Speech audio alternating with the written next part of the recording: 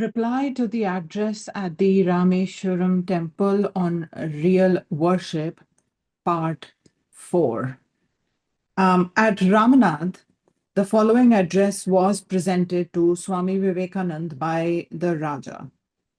His Most Holiness, Sri Paramhansa Yati Raja Digvijaya Kolahala, Sarva Mata Sampratipanna, Parma Yogeshwara, Srimad Bhagwan Sri Ramakrishna Paramhansa Karakamala Sanjata, Rajadhiraj Savita, Sri Vivekananda Swami.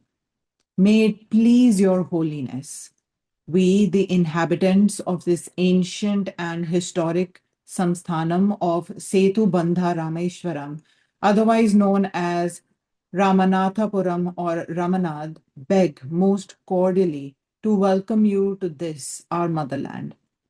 We deem it a very rare privilege to be the first to pay Your Holiness our heartfelt homage on your landing in India, and that on the shores sanctified by the footsteps of that great hero and our revered Lord, Sri Bhagwan Ramachandra.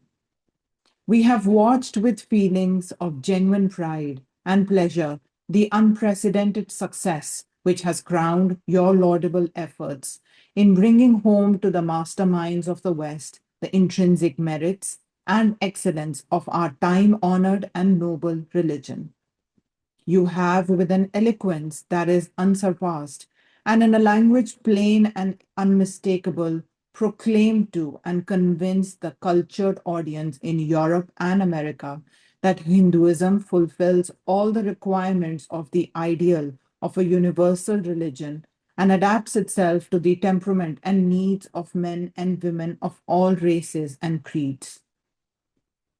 Animated purely by a disinterested impulse, influenced by the best of motives, and at considerable self sacrifice, Your Holiness has crossed boundless seas and oceans to convey the message of truth and peace and to plant the flag of India's spiritual triumph and glory in the rich soil of Europe and America.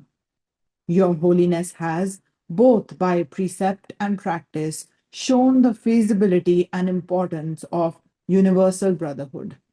Above all, your labors in the West have indirectly and to a great extent tended to awaken the apathetic sons and daughters of India to a sense of the greatness and glory of their ancestral faith, and to create in them a genuine interest in the study and observance of their dear and priceless religion.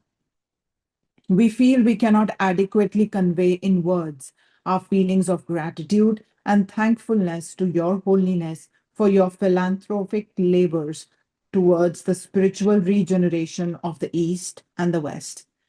We cannot close this address without referring to the great kindness which Your Holiness has always extended to our Raja, who is one of your devoted disciples, and the honor and pride he feels by this gracious act of Your Holiness in landing first on his territory is indescribable.